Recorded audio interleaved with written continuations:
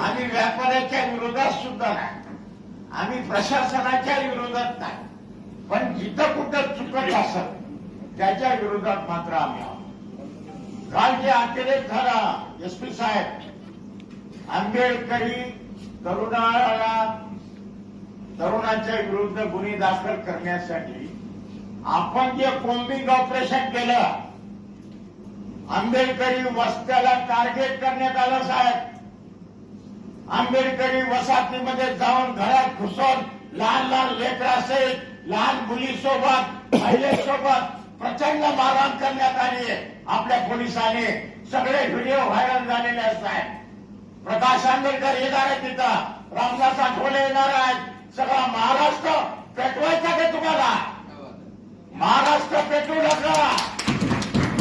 आणि सगळ्या महाराष्ट्रातले नेते जर आले तर तुमची काही खैर नाही. मग बांधवांनो, आम्हाला कमजोर समजू नका.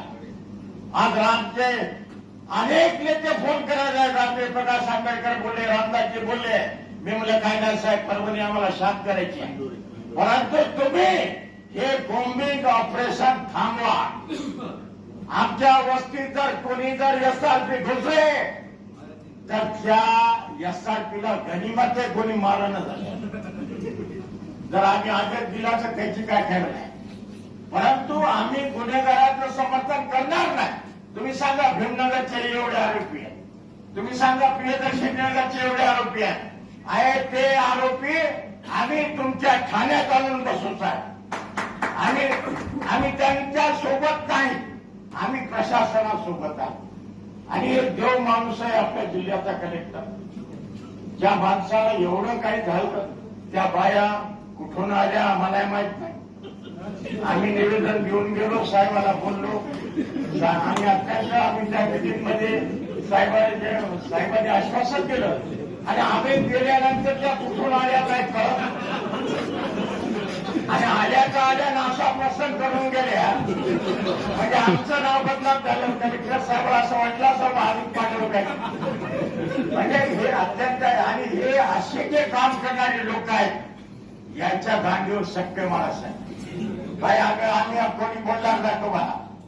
जे आंबेडकरी चळवळीला बदनाम करू इच्छित आहेत, जे आमच्या शहरामध्ये जातीय स्वरूपात मिळवण्याचं काम करतात, अशा लोकांना तुम्ही माफ करू नका.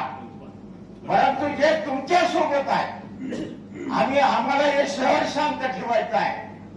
मागे 89 साली आमचे 44 लेकरं मरण पावले आंबेडकर जयंतीमध्ये.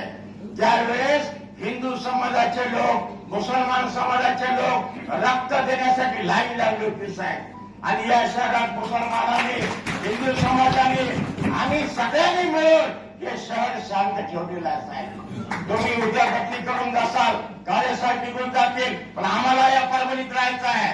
आम्हाला या परभणीत जातीय स्वरूपात टिकवायचा आहे. आणि या परभणीत जो कोणी जातीय स्वरूपात बिघडेल त्याला आम्ही कधी माफ करणार नाही साहेब. आम्ही सर्वजण समाजासोबत आहोत. आम्हाला या शहरात जातीय वातावरण बिघडवायचं नाही साहेब. आणि निश्चितपणे कालची घटना अत्यंत दुर्दैवी आहे. आमच्या भीमप्रकाश गायकवाडने आता सांगितलं, संविधानाचा अमृत महोत्सव आहे. आणि अमृत महोत्सव 26 नोव्हेंबर पासून आम्ही साहेब या जिल्ह्यामध्ये घर घर संविधानची मोहीम राबवत आहोत. प्रत्येक घरामध्ये आम्ही संविधान पोहोचवत आहोत. प्रत्येक तालुक्याला आम्ही संविधान पोहोचवत आहोत. आणि या संविधानाचा प्रचार जो जास्त जोरात होत आहे. आम्ही संविधान गौरव रॅली 26 जानेवारीला काढणार आहोत. कलेक्टर साहेब तुम्हाला हिरवी झेंडी दाखवायची आहे. खासदार साहेब त्या संविधान रॅलीत राहणार आहे. परंतु या ज्या 10 तारखेला घटना घडली, संविधानाचं शिल्पच त्याला कसं काय दिसलं मला कळलं झालं. आणि पागल याच्यावर स्वतःचा बुक खायची बाहेर. संविधानाचं शिल्पच कसं दिसलं साहेब त्याला.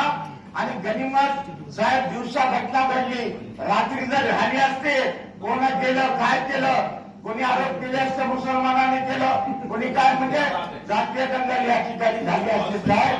आणि अत्यंत अत्यंत भगवान बुद्धाचे मी आभार मानतो की दिवसा झाली आणि पोलिसांनी पकडलं नाही, आमच्या लोकांनी पकडून त्याला पोलीसच्या हवाले केलं.